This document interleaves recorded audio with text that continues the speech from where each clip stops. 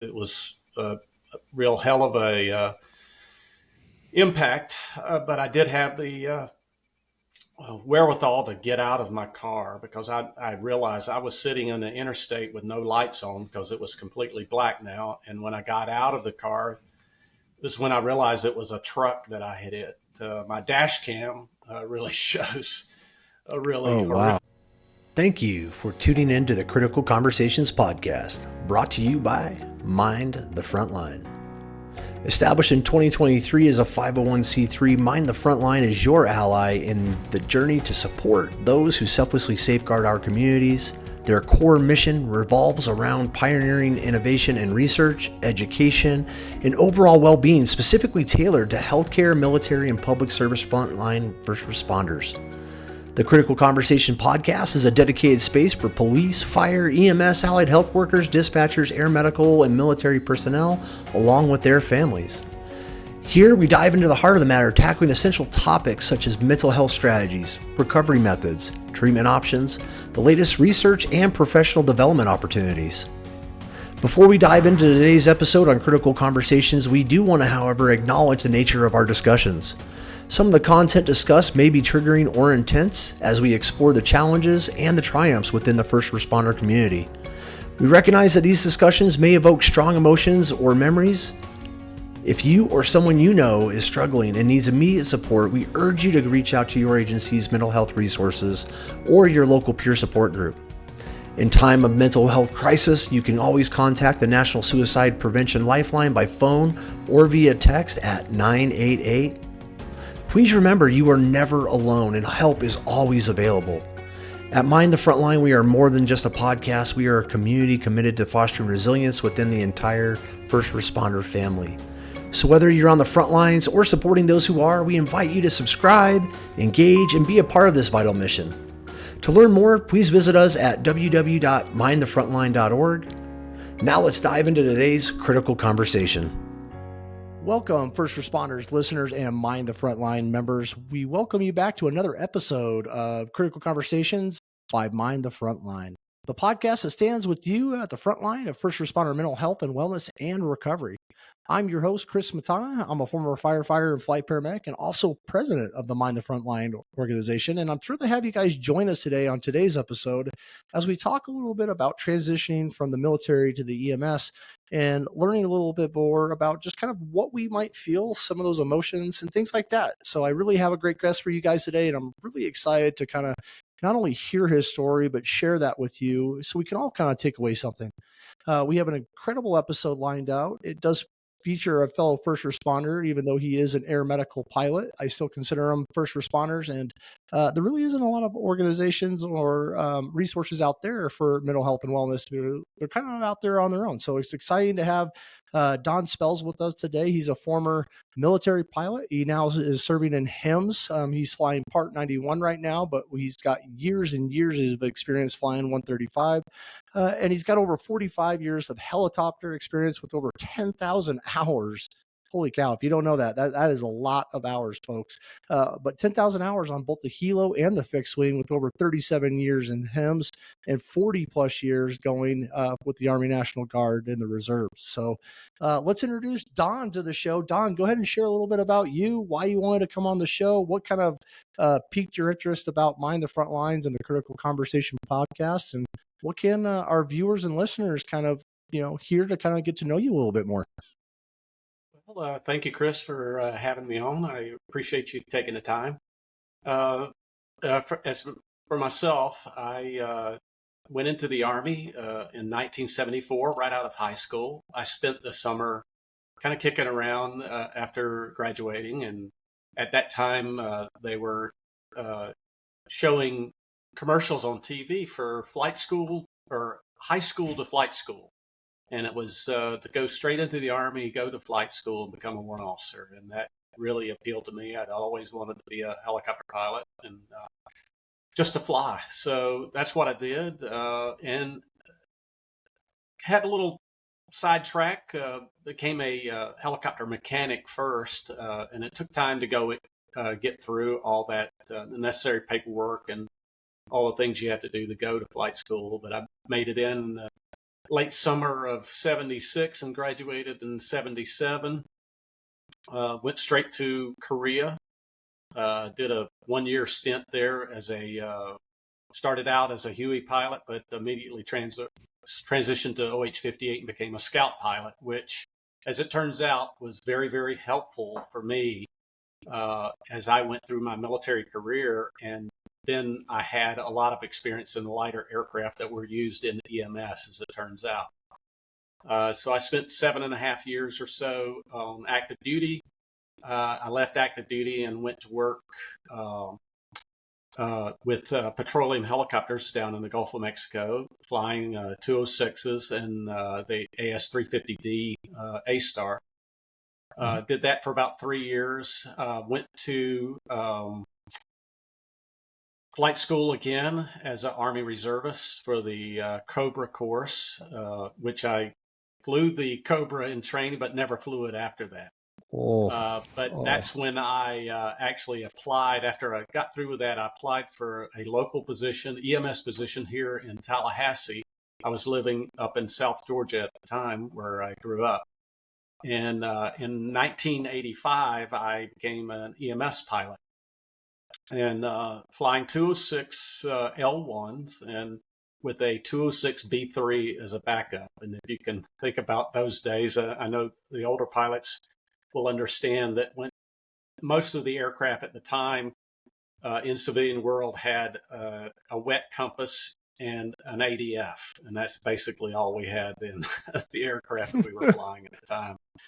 So I did that, and I stayed in the military. And I think that's where the crux of the show is, how that transition from military to EMS, how that went about, and what it really kind of takes to to really thrive in the EMS environment coming from the military. There's some things that you have to kind of adapt to, but the great thing about in my position in the military, being a scout pilot, a lot of the training and a lot of the actual flying that I did in the military as a scout pilot really transferred over into EMS and flying in the HEMS world. That skill set you take from the military into the civilian world, it was highly transferable based on those types of flights that we did as scout pilots into the EMS world. It's very, very similar. If you took all the list of maneuvers that you would do as a scout pilot, you did some of the very exact same stuff you do in HEMS pilot.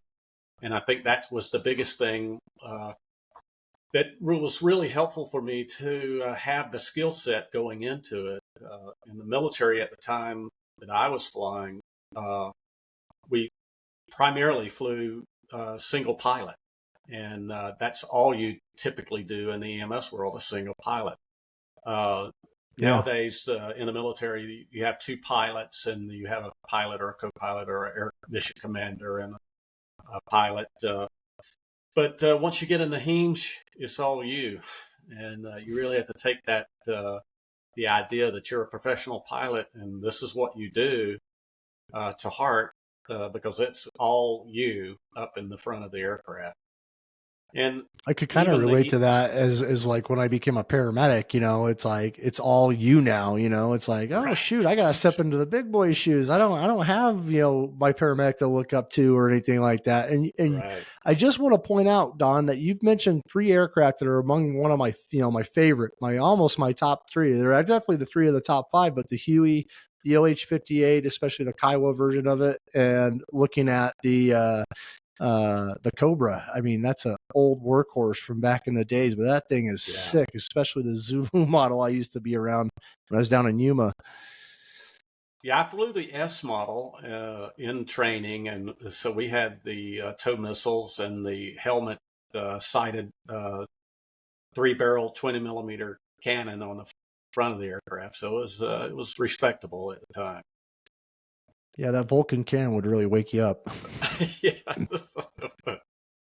But I mean, talk to me a little bit about, like, you talk about, the transition, how does it feel, or what was it like kind of navigating dual identities, because you kind of stayed around in the reserves afterwards as you were still a HEMS pilot, and you're kind of in and out of both sides of the civilian world and the mil world.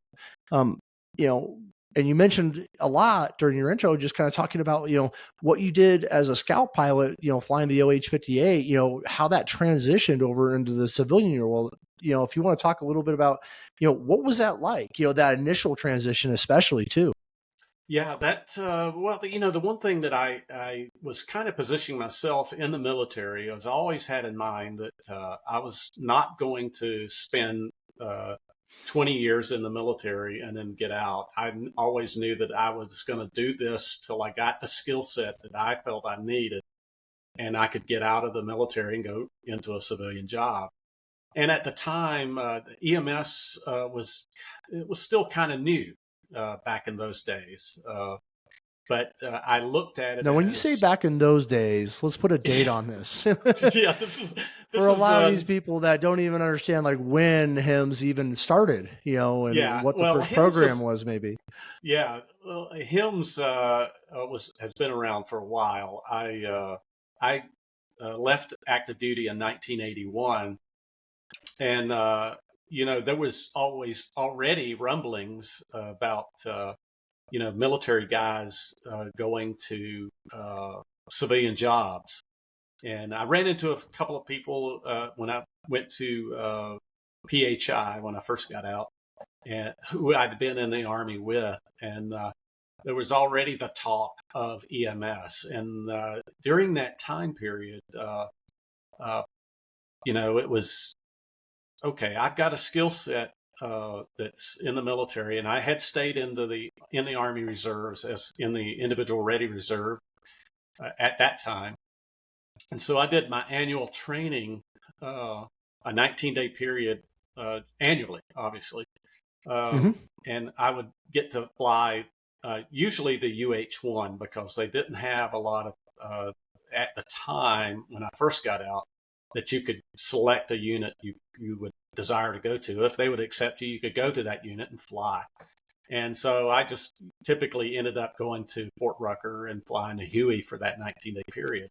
So I kept myself in that military mix the entire time I flew EMS. And it was a slow slog through, getting enough points to make a good year as a reservist at the time. And so, it was a little difficult to get those good years. And that's why I spent over 40 years in the Army, was I never got out. It was all 40 years of continuous service, but it just took time to get through that. But it always kept me in that military mindset. But the one thing you have to drop pretty quickly when you go into the EMS world, particularly flying HEMS, is that in the military, you're always thinking about getting the mission done, whatever it took to do the mission. At whatever cost. At whatever cost. And, back in those days, I'm not terribly sure about it now, but back in those days, the commander of the unit could tell you what your minimums were. And they sometimes didn't have to match what the regulations said. So it was that mindset of the mission must be complete. You start a mission, you finish the mission. And the pilot in command is the final authority. And if you decide you go, everybody goes. That was back in those days. Mm-hmm. In the HEMS world, you have to kind of leave that behind because you've got a crew that is part of your crew, and they're part of the decision making, the OODA loop that you use to, hey, we're going to go do this. Well, it's 3 to go and 1 to stay. It's a very famous term that in the early days of EMS, you never heard that, but you really we have didn't to really quickly have good crew resource management in the early days, or some yeah, of these that's well, more that was never focused even safety taught. programs like Yeah, exactly. AMRAM. AMRAM. What's AMRAM? I don't even understand what AMRAM is. That's where the 3 to 1, 3 to go, 1 to 1 to say no came out of. And I've had my share of pilots, especially not new pilots, but new to transitioning, that came directly out of the military, especially flying like the Arizona, river, northern Arizona, we got a lot of the pilots that came out of, Yuma and some of the YPG, things like Right. that.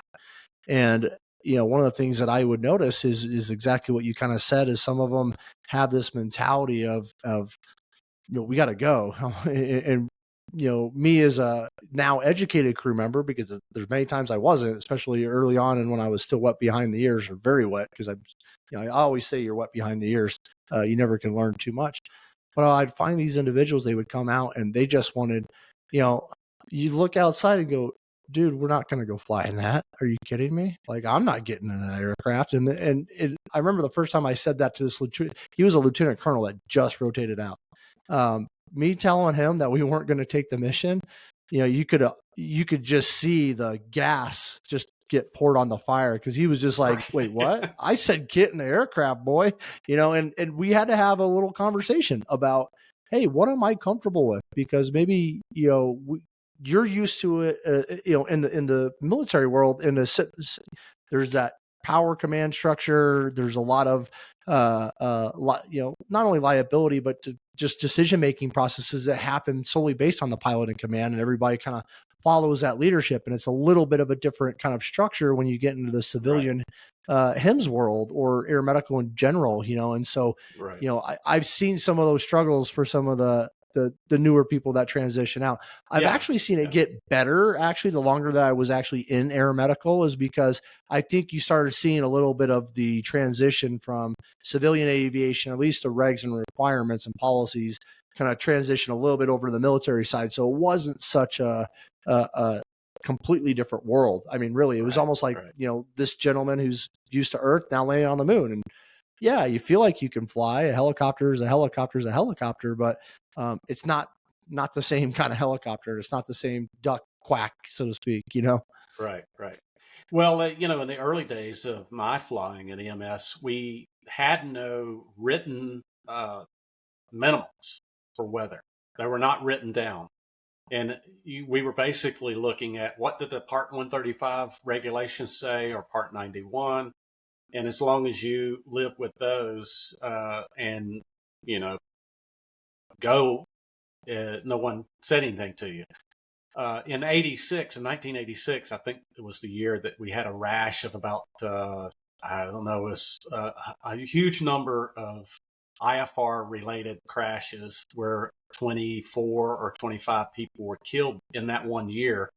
And the FAA got involved. And, that's where you started seeing the Part 135, 273, and all those about weather minimums, and establishing written weather minimums came about. It really made a big difference in the EMS world when we have stuff that's written down, and okay, I'm not going to go fly. I'm below minimums, and that's just all there is to it.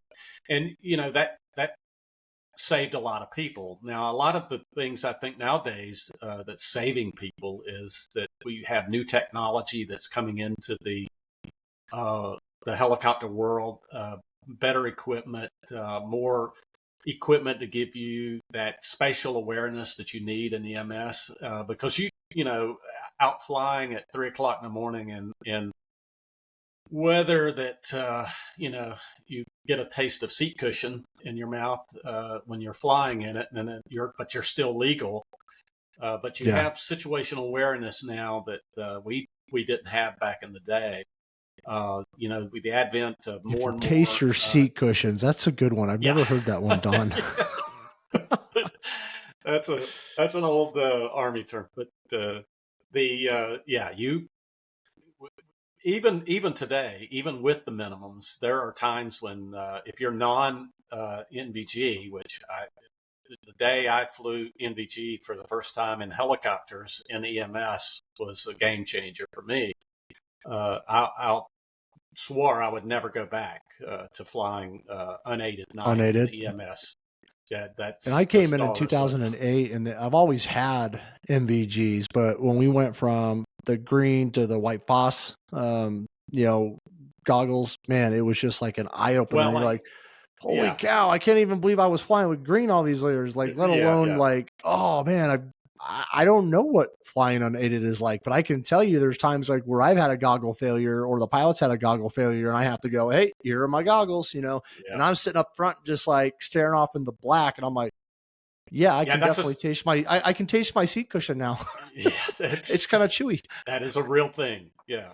Yeah, I've never flown white phosphorus goggles. I've only had the Anvis 9s is the best I've ever had, but even those are just it's it's something I don't think will ever go back to unaided night. And the advent of more and more helicopters with autopilots is a good thing. I'd like to see every EMS helicopter with a "Save Me Jesus" button on their cyclic, and that's made a big difference. But the big thing though for a military guy, the one thing I wanted to bring up is that in the military, those guys are still in the military, and even if you're just starting out your military career, if it's not something that you think you're going to continue on for 20 years, is always look for that opportunity to get flight time, get experience, and the lighter aircraft, and I know the military is changing, a lot of the way they do things and stuff, and the scout pilot is still there. And, the lighter aircraft, and it doesn't even have to be lighter aircraft, any aircraft that you can get enough flight time to meet the minimums of companies that are doing HEMS in the world. You just always look for that opportunity to get that experience and a wide variety of experience. So when you go to a HEMS provider and you say, hey, I'd like to work for you, you send them a resume, you're going to have the stuff that they're looking for.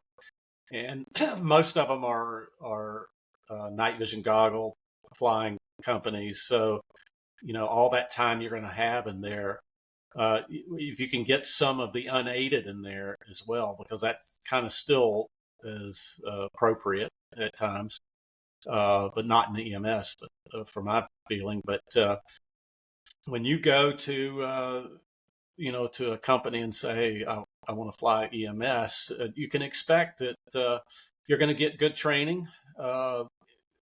My company that I work for, Air Methods, all use mostly all level D simulators for most of their training, and they're top notch. Most of the aircraft that we operate in the company have a level D simulator that they teach on.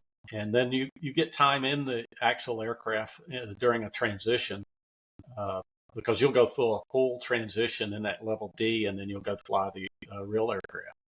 And when you get to your base, you're gonna be the guy that's flying day shift till you get kind of used to the area. But you're expected from day one, your first EMS flight, you're the PIC, and you have a crew. It's 3 to go, 1 to stay. If you keep that mindset that that's just how this system works, it's an easy transition. But the biggest thing is that you're a professional, and they're going to expect a professional level activity from you, and it'll be a good thing. I have nothing but good memories of my flying in EMS. It was a tremendous amount of experience, and I saw a lot of good things that people can do for other people in the EMS environment.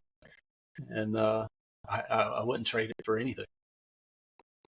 I'm right there with you. I've always wanted, except I've wanted to trade seats. Like instead of flying in the back and treating the patient, or up front aiding the pilot, like I want to fly.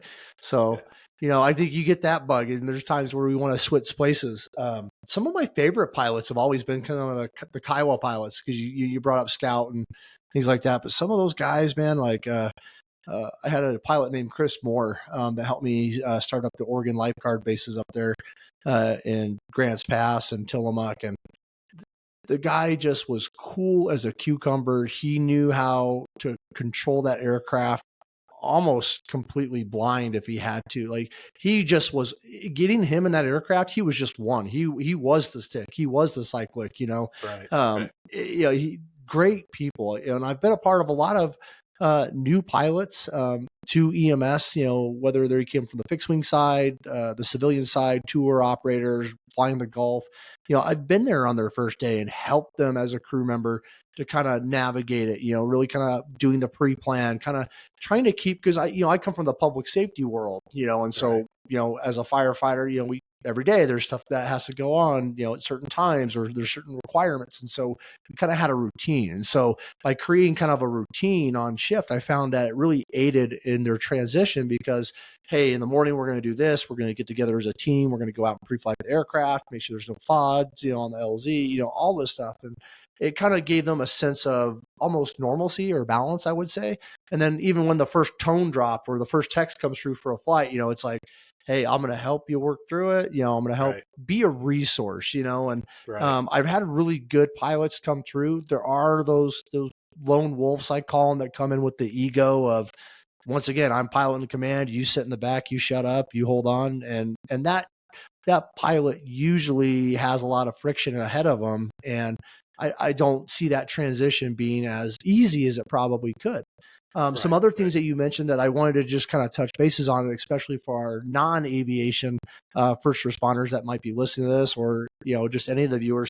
When he's mentioning a Class D simulator, those are one of the highest flight simulators you can train or practice in or do your recurrent training in, because it's a basically a high fidelity simulator, meaning that, it feels like you're taking off. It feels like you're going up and down, and it's very interactive, and it almost feels as close as we can get to the real thing. So I just wanted to kind of put it out there because I know Air Methods. I used to formerly fly with them as a flight medic in Arizona. And so I do know that they invest a lot of money into safety and training and things like that.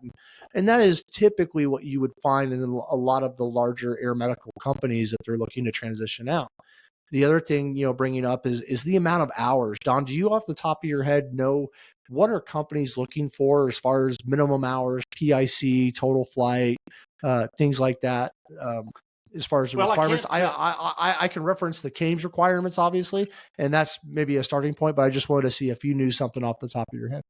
No, I do know that all companies have had to lower the total flight times requirements because the military has traditionally been the feeder for all EMS companies. And now they're staying in longer.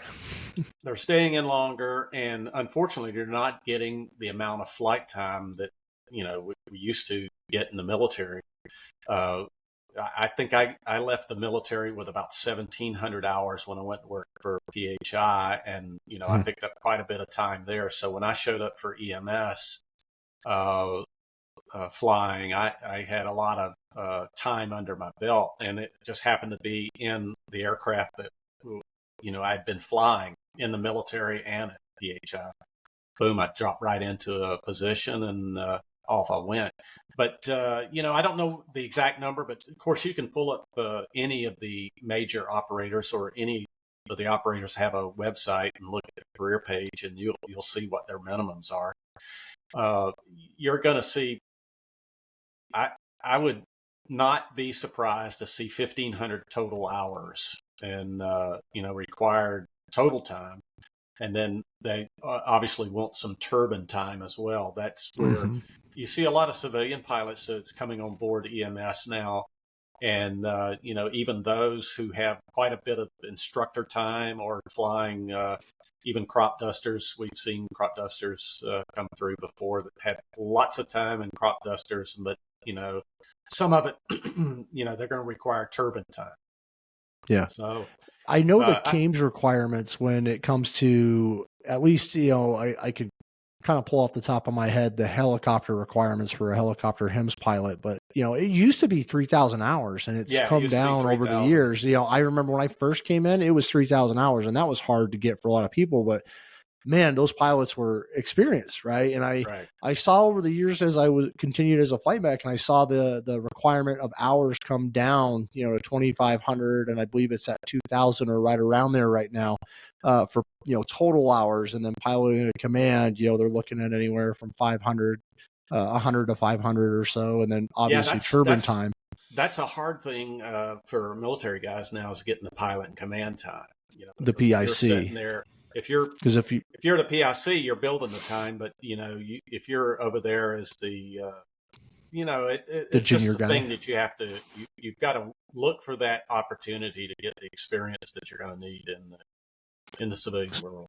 So if you're a new guy, new pilot out there, especially on the military side, start taking a look at some of these larger organizations now and seeing where you can at least start putting your goal so you can Right, track that way, over your career. Hey, if I got right, to put in 7 good years, but when I get done with my 7 years, I can roll out, to IRR and also go over to, you set yourself up for success and being able to transition into a civilian life and being able to make good money, and things right. like that and Well, stability. that Well, I recommend anyone who's going to get out of the military stay in the military as a reservist or a yeah. National Guard and get the time that you need.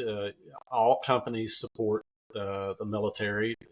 Air Methods is great about that, and they allowed me to to stay in the military and get eventually get retirement out of it, and that's an important thing.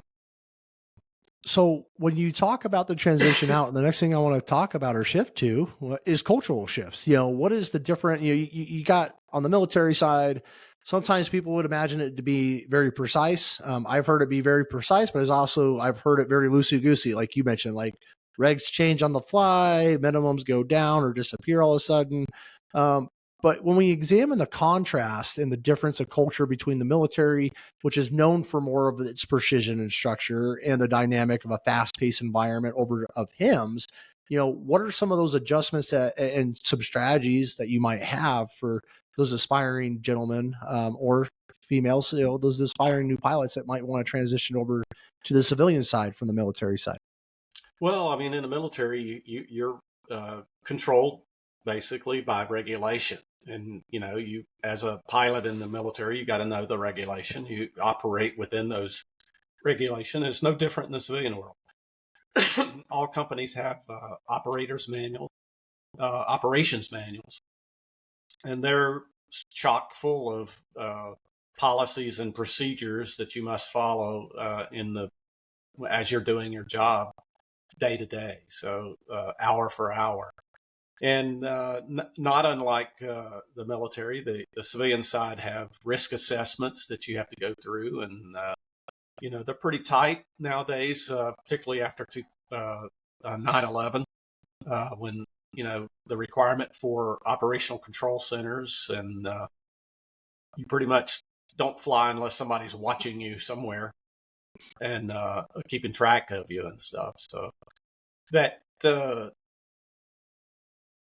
the type of flying you do in the military under those regulations is not much different than what the regulations and policies and procedures you have to do as a civilian pilot as well. So that transition, I think, is easy. It's just being able to live within that HEMS world where you're not the final say per se. The FAA recognizes you as the pilot in command having final authority, but that's to stop a flight. You can't begin a flight unless you have all three on board that's okay with that. Say, hey, I feel comfortable. Let's go do this. And sometimes I call them the fourth guy, the Yeah. fourth person back in OCC, because you can be like, hey, yeah, let's go do this. And all of a sudden, like your flight gets canceled because OCC, turned it down for you, and those are I good had things. two. I mean, that's how we cover our bases. I like that. Yeah.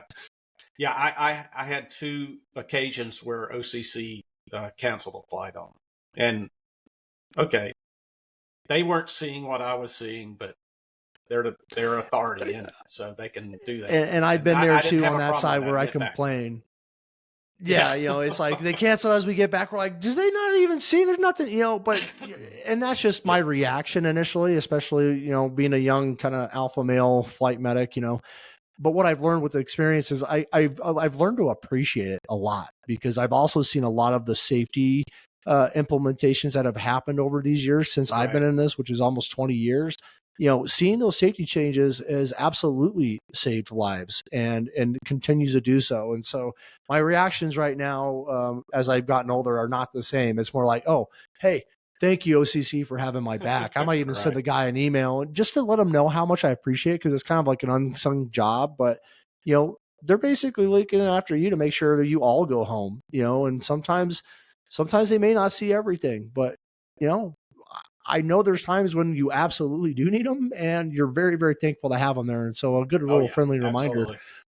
What was some of, like, when you talk about cultural shifts, like what were some of the mental adjustments or strategies that you had to adapt successfully to transition out? I hear people, the cultures are very similar when you move from, I think, military to the public safety world, HIMS, things like that. There are some parallels, obviously some differences, but at the same time, I also, like, I've heard of people struggling with, just identity, and some of the other little nuances that come with leaving behind something that you were familiar with and kind of moving to something that is a little bit different.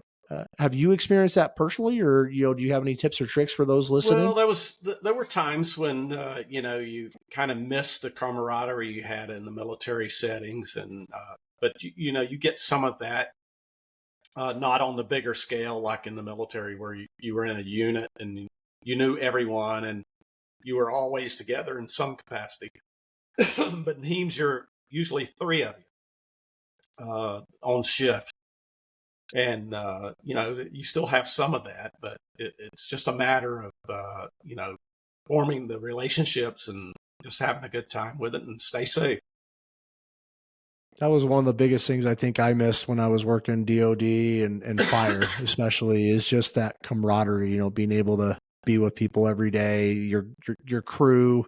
Um, you don't have that as much at some of the bases, but what I found is I tried to create that kind of same kind of feel at some of the bases I was at, by cooking together, Right. hanging out, watching crew TV together, doing, if the pilot's out, scrubbing down the helicopter, guess who's going to be out there with them or her? Myself and my crew. Like, we try to do things together to really kind of build that camaraderie, because there's times where things get really, really stressful, and you gotta need to be able to lean on each other, whether it be a stressful situation or, we all go through life. There's days when I would come on shift and I, would not be at the full mental capacity or emotional capacity that I need to, because life was kind of really bearing down on me. And so having that kind of togetherness, is something that you can create. It may not be the exact same. This is where I think shifting your perspective and your expectations, more importantly, you can still have the same results. They're just in a different kind of flavor, so to speak. Um, Yeah. you mentioned a little bit about your story before we hopped on, so I kind of want to, share this with the viewers, if that's okay. But when you talk about embracing the unpredictable, you've been there. You've been there as far as some of those struggles, and I don't want to give it away. But Don, do you mind kind of sharing, you know, some of the mental resiliency you had to go through your career, especially towards the latter part of it, because that's something that, while it's unexpected, I think there is some light to both sides of your story, and I'd really like it to share if possible. Yeah, sure. Well, I told you earlier that I had decided to retire from active EMS flying July, this past July, a year ago, in 22. Uh, and so I did, and remained on with Air Methods as a Part 91 pilot to move aircraft within the Southeast or wherever they needed. So that's what I typically did for that year. However, on July 30th this past year, it was 5:30 in the morning. I'd left my house early to go to Panama City to go fishing on the last day of red snapper season, and got on the interstate. And as I passed the Quincy exit heading west, I impacted a drunk driver who was asleep at the wheel, parked in my lane. I hit him at 70 miles an hour. Uh, I was not knocked unconscious. I remained conscious. It was a real hell of a impact, but I did have the wherewithal to get out of my car, because I realized I was sitting in the interstate with no lights on because it was completely black now. And when I got out of the car, this is when I realized it was a truck that I had hit. My dash cam really shows a really Oh, wow. horrific thing. And but I did sustain some injuries that when I got to the hospital, I went through a lot of CTs, and fortunately, only had to stay in the hospital for about 28 hours or so, something like that. But as I was departing the hospital to come home to recover, the trauma surgeon said, listen, we found some things on your CT when we CT'd your body, and we need you to probably go see a cardiologist at your earliest convenience. So it took a little while to get the referral, and I went to see the cardiologist, and he immediately said, let's go to catheterization. Let's go right to the cath lab. Go straight to the cath lab. If we find anything, we'll pop a stent in there, and off you'll go. But unfortunately, he found a 95% occlusion of my left coronary artery, and said, you need open heart surgery.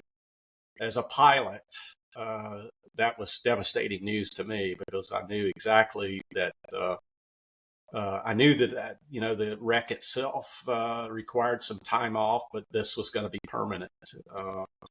And so I did go through open heart surgery. I had a triple bypass, and survived that as well, and left the hospital 4 days later and came home, and that was about 3 or 4 months ago.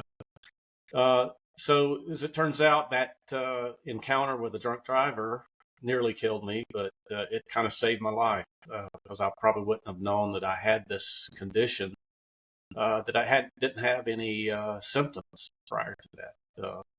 And So you were completely asymptomatic, no shortness of breath with activity, nothing like that. I just thought of myself as being really out of shape. But as the doctor told me later after the surgery, the cardiologist said, you would not have survived a stress test. So, his decision to go straight to cath. Is a path back if you read the regulations, the FAA regulations, in 6 months after surgery for open heart surgery and a cabbage that I did have. There is a path back, but it's can be very expensive, and it's not without danger just to get that the test that's required by the FAA. But I kind of look back on it as I survived it all, and I had a good career, and had a great time, and I can't complain about it. I look at it as something that allows me to live, so I feel good.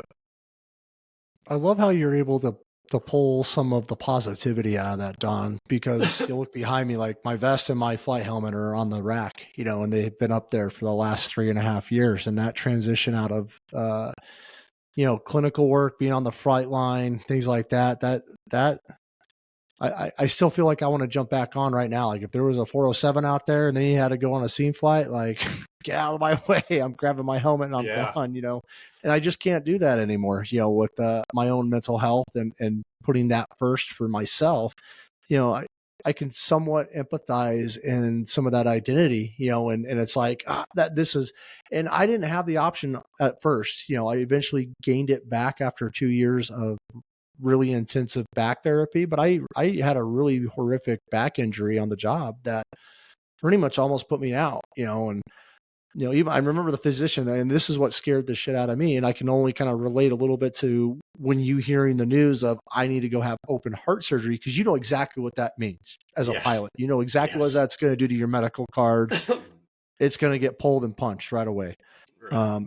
As soon as I had that back injury, and I had a physician come in, and they told me, like, Chris, we don't think you're ever going to be able to practice, being a paramedic again, picking up patients, just what the job requires, like your back. There might not be a way back, and I took no as a try harder, and I did. And I found that way back, only to eventually hang it up on my terms, meaning that, my previous business, IA Med, had gotten very successful and needed more of my time. So that's a good thing, I guess, but I was able to go out on my terms, not having it on your terms. I can only imagine some of the struggles that you might kind of balance. Yeah, it's a daily thing I think about, but it's really, I have to kind of balance that with, I came through some pretty tough things and made it through, and and I'm sure you touched a lot of people and saved a lot of lives, Don, on the way here. And that doesn't just go away.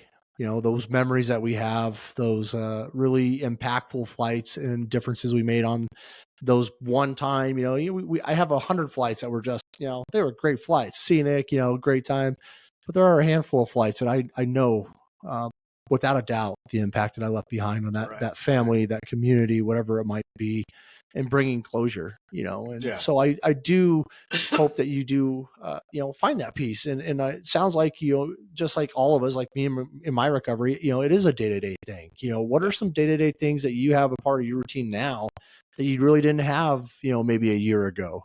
What are you doing to help with that mental resiliency, to help you kind of move forward, versus what you were doing when you were actually flying? Well, I'm spending more time, obviously, at home. I recently had a party with some of the crew I was working with when I retired, and I made the comment that it's amazing feeling to sleep in my bed every single night, and not Right. in some bed in a base somewhere or in a hotel or things like that. But regardless of when you retire, your honeydew list does not get shorter. So, I mean, I stay pretty That's busy. the Uh, That's the funny thing. It's like, how did I do all this stuff when I actually had a job? And then it's like you that's find right. yourself, with extra time on your hand. You're like, I seem like I can't get anything done, and all you're doing Yeah. is just honeydew stuff all day. Right. Well, I have my hobbies. I do a great deal of work down in my shop. I have a shop full of projects, and I do a lot of different things as hobbies. So, those days are filled pretty much. And I have a 3-year-old granddaughter that I spend quite a bit of time with as well. I think about that. The fact that I'm still playing with my granddaughter is an amazing thing. After this past summer, the summer of 23 will be very memorable. So, I'm sure, in good ways and bad ways. I'm glad yes. because I do know the stats. Being a flight clinician and a critical care medic, 95 percent occlusion of your left main is, yeah, you're knocking on what we call, that's the widowmaker, right? That That's we the talk about. Widowmaker. Like, That's when, exactly when what when he everybody said. talks about like the widow, you had the widowmaker. It just I had the hadn't Widowmaker. gotten. I mean, all it would have been maybe 1% or 2 more, or you just overexerting yourself in Yeah. one little instance, and that would have taken you out of the fight, and you wouldn't be here. So, Right. I shared a story with you, but I didn't really share it necessarily with my viewers, but someone else that kind of remind me of, and the resiliency and what you went through. I had a good friend of mine, a former instructor, Dylan. He had fallen down after trying to put up Christmas lights, fallen off his ladder, fractured his legs. He got life flighted. All of this, and it was very overwhelming for him. The initial thought of recovery, the damage. I'm laid up in a hospital for almost 30 days, not able to move, all this stuff. But when he was in there, same thing, they're doing all these CTs, they're looking at everything, making sure there's no bleeds. And what they found was a mass on one of his kidneys, and they had to remove that kidney, and they were able to stop the, I believe, the little tumor. And I don't want to give too much away, but I think everybody kind of knows Dylan's story if you haven't followed me for a while. But they were able to save the other one and effectively save his life. And I remember the conversations I had with Dylan on the phone while he was laid up in the hospital, just trying to keep his spirits up and really trying to point out, like, well, look at the little things. He had a newborn daughter. You got a 3-year-old Right. granddaughter. It's like you wouldn't have these things without these challenges. And sometimes, the universe puts challenges in our ways, and we may not Right. understand them, and they may be overwhelming. And Right. having those routines, having those hobbies that you mentioned, recognizing some of the small wins that we get every day and we can appreciate. I'm like you. I don't get to jump around from hotel to hotel, airline to airline. My frequent flyer status is going down, and you know what? I'm okay with that because I get Yeah. to be home with my kids, and I'm making up for all the lost time that I didn't even realize I lost until you actually have it and you start looking in that light. So, Right. Right. your story is absolutely inspiring, Don. Um, what are some of the things that you like to do? I think, as far as skills wise, that you feel like set yourself up. Let me kind of rephrase that. When you were early on in your military career, when you look at your skills, what the military brought you, how did you see some of those skills transferring on, and what skills did you feel like, hey, I wish I would have picked these up earlier or had these when I came into civilian, air medical or HIMSS flying? Well, I think a lot of the training that you receive as a military pilot, you're doing certain maneuvers that required by the position you're flying or the type of mission you're going to be flying with the aircraft, and it can be very aircraft specific as well. You just are gaining those skills that you will put to play in a civilian job almost immediately. And it will be the exact same thing you're going to do that you have been doing in the military. You're going to do that in the civilian world. And you will be amazed at just the kind of stuff you'll do. And the HEMS environment is very, very, very reminiscent of military operations that you do. The one thing about the military is you're always training, and short of actually going to the desert and going into combat, uh, you're training. But in the HEMS world, it's real. Everything about what you're doing is real. You're going to make a difference in somebody's life usually. And the things that you learned as a military pilot really transfer right over into the EMS world in HEMS operations, and you'll use those skills and those techniques that you learned, and you'll use them every single day. Everything that you do in the HEMS world, you've used in the military, and that's where you learned it. And all that skill that you acquired directly transfers right over into the civilian line as well. And it seems like there's a lot of good crossover, and it's a very similar place to land when you're talking about transition, and that kind of leads me into the next topic. Is I've heard about a lot, because obviously I've never served. I was a Department of Defense contractor, so I don't have the same experience, nor did I have the opportunity to serve my country like you did. But what I've heard from a lot of members active duty that are rotate out is really trying to find some sort of support network. And it sounds like you kind of had that, maybe you didn't realize it, but, in when you were transitioning out, already having some buddies that you were already in your unit that had already gone to work at PHI, that kind of, and I've seen something very similar here where you'll get a couple of guys together and all of a sudden you notice, we did that with Tillamook, because we got a lot of coasties up there, and those guys I was all for. Except I had to remind them that, you guys typically fly out and scud around the water because there's nothing to run into. But here Right. we got mountains and trees and stuff. And so, Yeah. it's gonna do some damage, boys. Like let's not have a sea fit here. So Yeah. but we would find a lot of those gentlemen, and they would come over, and you'd usually kind of see them comes in twosies or threes, things like that. And so, how would you recommend someone go about trying to find that supportive transition community to really kind of help them with their, emotion, just all of this stuff that comes with it, ensuring our mental health and well-being at the same time? I think it gets lost, because we're full of stress. There's a lot of life change, big life events. But what are some tools that can really kind of hopefully keep this to a minimum, allow people to kind of process things? What are some of those things that you found? Well, one thing I found, I think that you, and I think other people will as well, is that once you go from military into the civilian world, you will be amazed at the number of people you already know probably working at your company.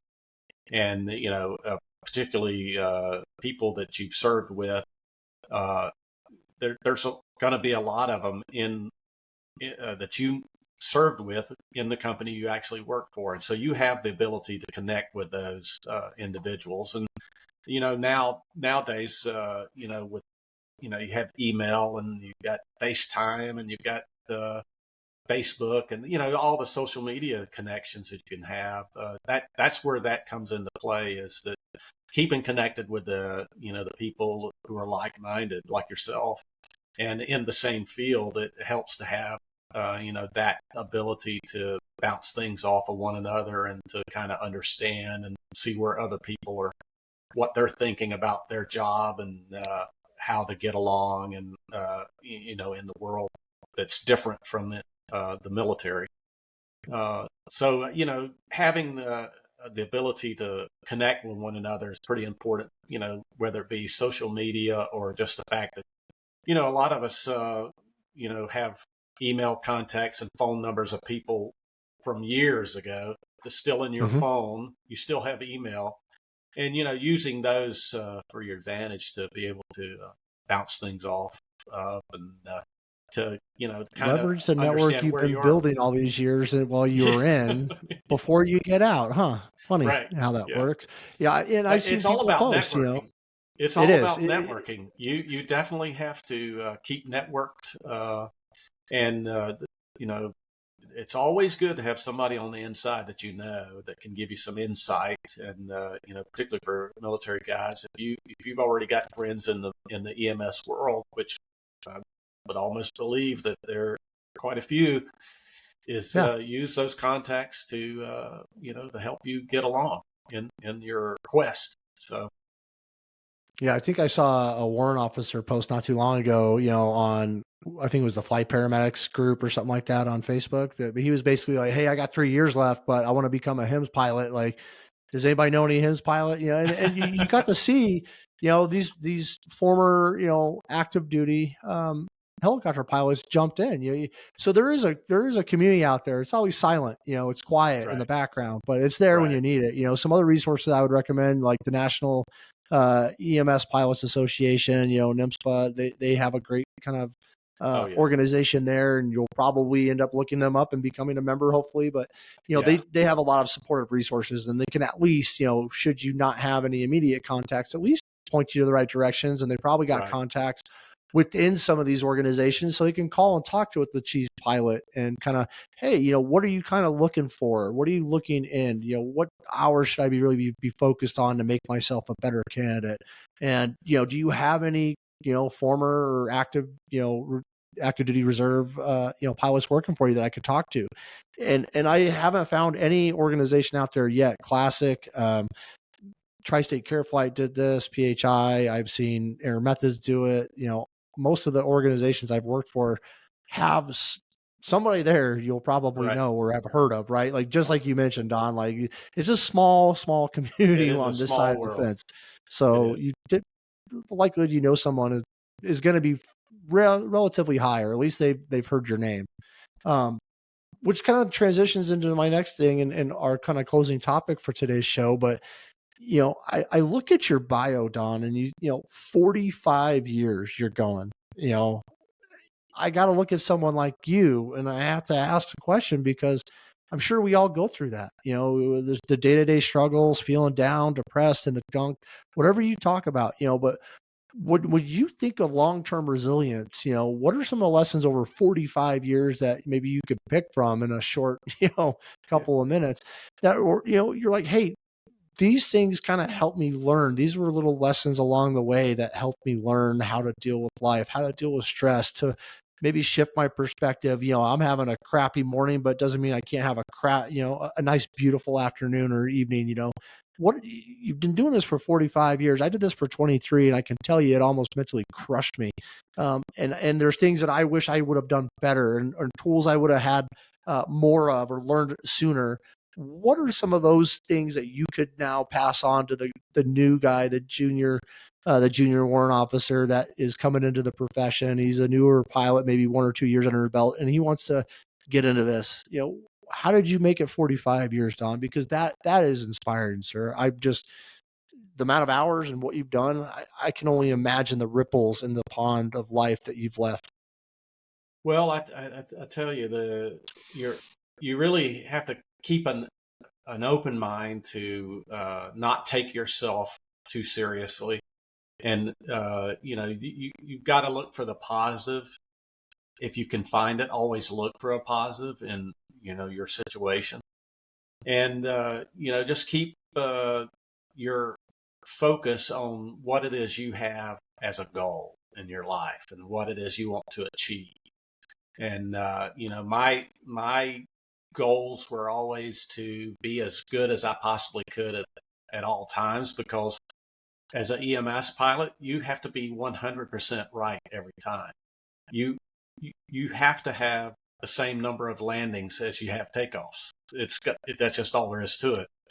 And so, always looking for that opportunity to learn, because never think you know everything, and never thinking that you've got this aircraft figured out, because that's when the aircraft can show you something you never saw before. And always be that pilot. We were taught in flight school that this helicopter is made by man, and things can break. The best things can break.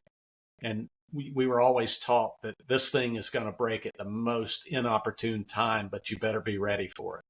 So always having that in mind, that you're never the true master of this thing, and even your skills. I always kind of looked at it as my skills need to be refreshed every year, and that's why we do recurrent training. And it was something I looked forward to, because I always wanted to be a better pilot when I came out of that training process. And because our decision making has to be 100%. There's very little room for a 99% of the time. I don't want to fly right, with a so. 99% a time pilot, because I want to have, like you said, the same number of takeoffs. I want to have the equal number of landings, and hopefully they're in a controlled fashion under our own kind of wishes. Yeah. No, that's really inspiring, Don. And I think it does. It shows that mental fortitude, really, ego, putting some of that stuff aside, really being kind of humble is what I heard. So you can have that wide perspective and receive the information that you need. But more importantly, you're able to have new information imparted upon you. When you also look at just kind of what you've gone through in your 45 years, transitioning from military to civilian, I'm sure a lot of the experiences you have along the way, to what happened last year or last July, there's a lot to unpack there. But, 45 years, I think you've shown, at least me, what mental resiliency has. And like you mentioned, we don't all have great days, but, it's how we choose to attack the next day that defines who we are. And just getting back up, that is the battle. What happens after I take that next step is not up to me. I don't have any control over that, but I have a control whether I want to live or die, or if I want to take that next breath, or if I want to wake up and take that step in the morning. That I do have control over. And just reminding ourselves of really, truly how powerful we are as human beings and how special we are as first responders. I'm really, really tremendously grateful and honored to have you on the show, Don, to share your story, to hopefully inspire those new junior officers that want to come out of the military and transition their way into air medical transport, whether it be fixed wing or my favorite, rotor wing, rotor wing all the time. But no, thank you very much for your time. Any last words you want to share with our viewers or our audience before we sign off for tonight? Well, just go out there every day and do the right thing, be as good as you can, and always be willing to learn. You heard it from Don Spells, ladies and gentlemen. 45 years, total is a pilot. The impact this gentleman has made, both in air medical and in service to our country, just cannot be measured in so many terms. So thank you very much for all of our viewers and listeners. As we conclude another insightful episode of Critical Conversations by Mind the Frontline, we would like to express our sincere appreciation to Don for sharing his just story, his valuable insights of transitioning from the military to the EMS, and some of the mental challenges that we might, hit along the way. His story and his depth of his knowledge really just further carried our mission and what we do here at Mind the Frontline. So let's continue to build these conversations. Let's continue to have these talks. Let's continue to smash the stigma to build a more stronger and resilient first responder community for all of us. Thank you for being a part of the Critical Conversations by Mind the Frontline. Until next time, take care, stay strong, and mind the frontline. To our dedicated listeners, thank you again for joining us on this critical journey. Remember, the Critical Conversations podcast is a steadfast resource for police, fire, EMS, allied healthcare workers, dispatchers, air medical, and military personnel, along with their families. Your support makes the impact of these conversations resonate even further. If you found today's discussion enlightening and want to stay connected with our ongoing mission, please be sure to subscribe to the Critical Conversations podcast. You can find us via Spotify, Apple Podcasts, YouTube, and the Mind the Frontline website. Your subscription ensures that you will never miss an episode, and it's a powerful way to show your commitment to fostering resilience within the entire first responder community. For more information and additional resources, visit our website at www.mindthefrontline.org. Together, let's continue these critical conversations and build a stronger, more resilient first responder family. We thank you for being a part of the Critical Conversations podcast. Until next time, take care, stay strong, and mind the front line.